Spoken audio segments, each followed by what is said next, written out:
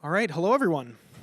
Welcome to the 1883 Speaker Series. My name is Mike Wozniak, and I serve as the Coordinator of Leadership and Programming in the Student Involvement and Parent Programs Office. In the next 18 minutes and 83 seconds, we will learn a new lesson on leadership, as well as some advice to guide our personal and professional development. For today's speaker, please join me in welcoming UND alumna and co-owner and CFO of Level 10, O'Reilly's, and Brick and Barley, as well as Accounting Manager for Strategic Business Solutions at Brady Martz & Associates, Sarah Horak. Thank you. Hello.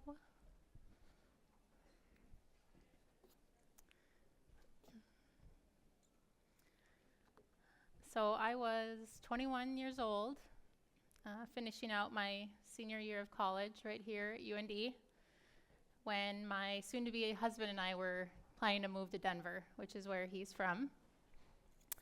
And I was sitting in my car in a parking ramp downtown and had a phone interview with a private trust bank in Denver. And over the course of that conversation, the woman that I was interviewing with said something to me that has stuck with me since then. She said, "We're looking for people who run it like they own it." She said things like, "Consider if this was your money, your savings, your livelihood. What would you do if it was all yours? Would you do things differently? Would you make different decisions? Would you work harder? Would you work smarter? Would you work more efficiently, more creatively, more cost-effectively? How would you think differently if it was yours?"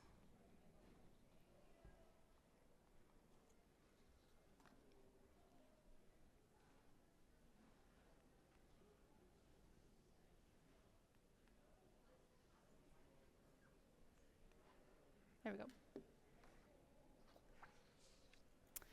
I'm Sarah Horak, and since that interview, almost 20 years ago, I completed that undergraduate degree in financial management right here at UND. I went on to get my MBA, again, right here at UND. And then I came back a third time, and I got my master's in accounting right here at UND. I completed my enlistment in the North Dakota Air National Guard, and I've owned and operated multiple hospitality businesses with my husband in downtown Grand Forks. And I recently branched out on my own by taking a role with Brady Martz in their Strategic Business Solutions division as their outsourced accounting manager in downtown Grand Forks. And I think what really drives me is this power of ownership mentality, how it can transform your businesses, teams, and really can impact your own personal growth. For me, in my role at Brady Martz, it's about adding value for my clients. It's about helping them understand the financials so that they can work on their business and not in the books. So if for every client, I keep that mindset, run it like you own it. What if this was my business? What if this was my money? What advice would I give to myself? What decisions would I want to be made? That helps me stay sharp. It helps me stay focused on their goals and to be able to provide valuable feedback for the client that can help them grow their business. And my goal for my team there is that that's how I want everyone to view their workload. Every client, every time, every review. Because what I've come to learn is that leadership isn't a title. It's not what's on your business card or what's at the bottom of your email. It's really about your mindset and how you deliver at your job every day. Whoops. Because you see, before Nick and I owned those businesses downtown, we ran them for years. And for years, We ran them like we owned them. Because when the financial crisis happened and that private trust bank froze all their hiring, we started a multi-year process to buy some of those businesses. Because by that point we thought, we've been running them, we knew what it took. At least we thought we did. And there's this ripple effect that happens when employees start to think like owners. The whole business thrives. It can shift your focus from, that's not my problem, to what can I do to help? How do I fix this problem? What's the solution? How do I make it better?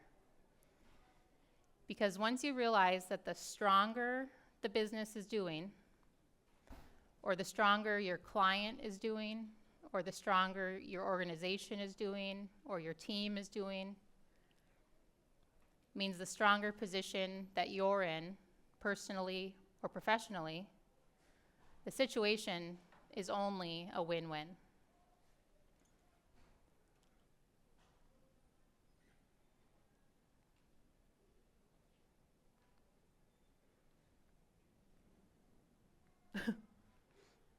Okay.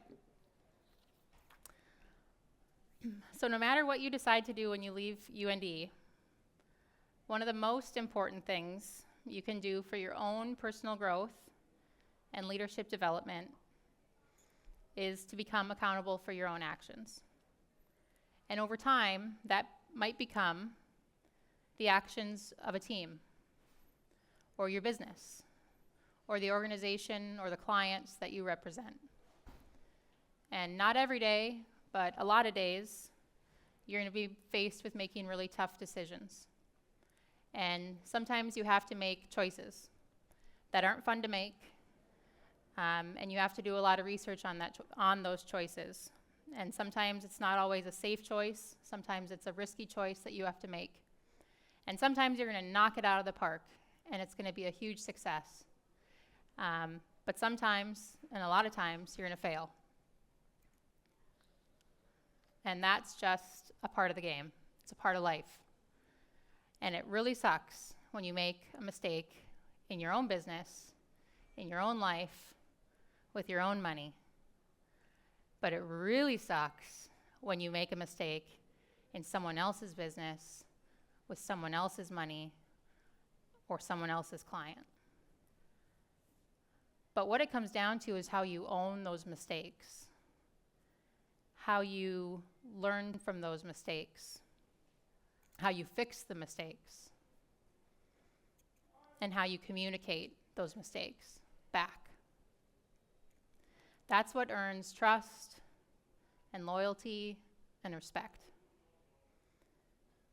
But if you were always keeping in mind this idea of what would you do if it was my money, my business, those answers should really help guide your way and hopefully lead you to more successes than failures.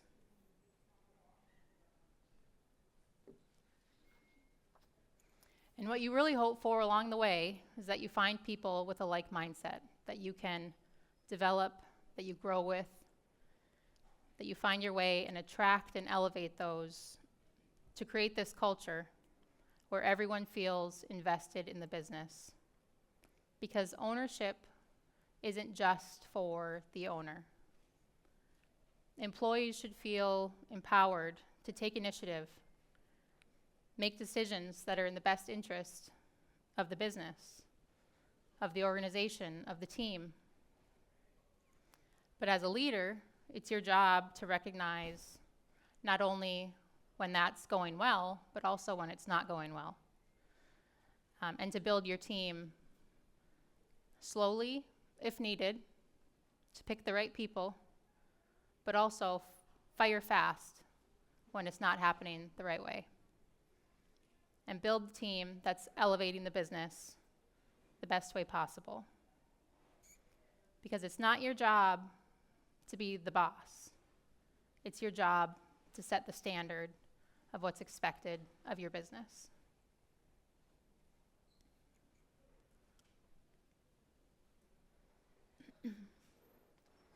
And those standards are hard to achieve in business. They're hard to achieve in life in general. They're hard to maintain. Because business is entirely unpredictable, just like life. And leadership is all about navigating change. So life really couldn't have thrown us any tougher lesson than it did just about 5 years ago when COVID protocols forced us to close all of our businesses on one cold mid-March day in the middle of 2020. And on that day, we laid off 100 employees in one day.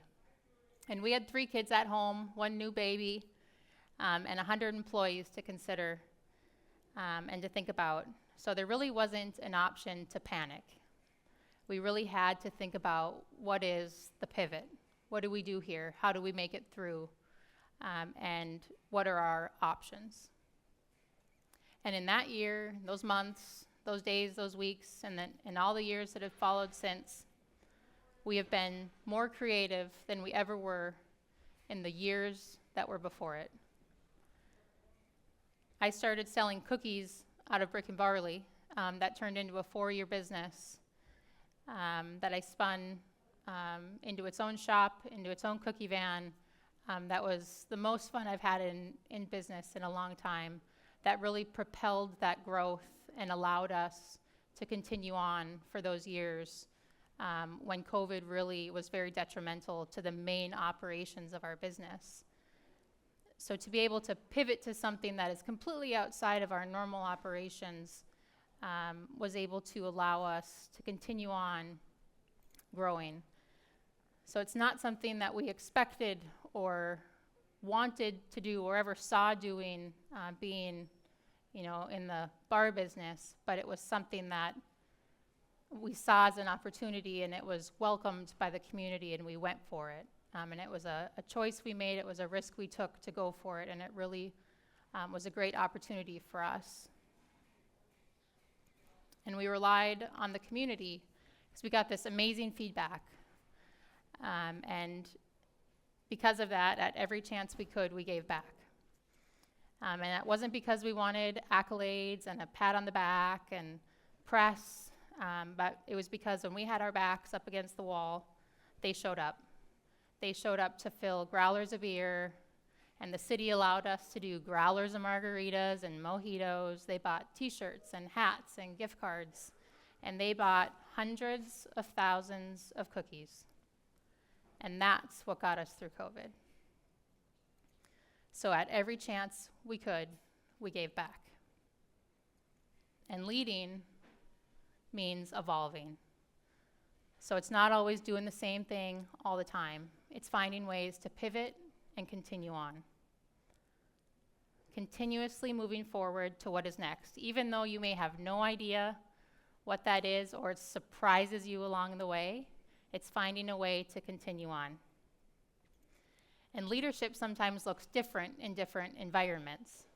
So who I am maybe as a leader at the bar might be a little bit different than who I am as a leader in a cookie shop, or who I am as a leader at Brady Marts as an accounting manager.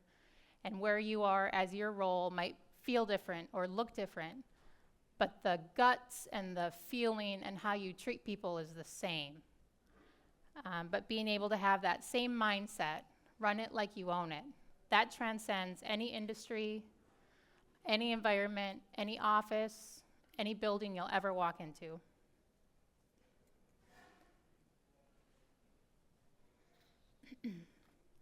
So I really want you to consider this. What if everyone led like they owned it? What if everyone led like they owned it? Consider not only the impact on businesses, but on teams, communities, because leadership isn't always about having the answers. It's about showing up, learning, growing, owning decisions, listening, and inspiring others. It's about giving back by investing your time, your talents, and your treasures through work in your local communities. Think of leaders in your life up to this point who have made a positive impact?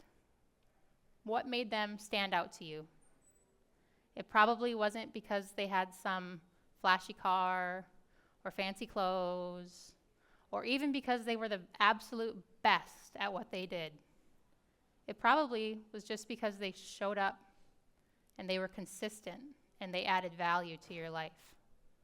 And for me, I've been blessed from the very time I was growing up in a small town to have parents who taught me the value of work ethic, to having coaches and teachers and a Girl Scout leader who taught me how to sell cookies, to having amazing professors here at UND who, gave me amazing opportunities and saw something in me that I didn't always see in myself. Those are the people that I hope to continue to make proud every day. So I think it's just important to remember that sometimes it's not always about being the best. Sometimes it's just about showing up and being consistent. So when you think about leadership, it's not always just a professional skill set. It really encompasses who you are as a human being.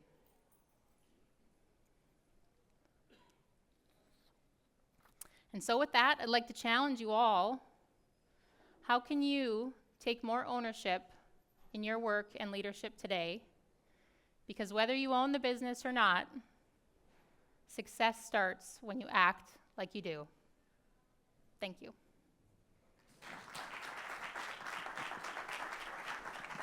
Awesome. Thank you so much, Sarah. Thanks to all of you as well for coming. Join us on Monday as we welcome the President and CEO of the National Safety Council, Lorraine Martin. Have a great rest of your week.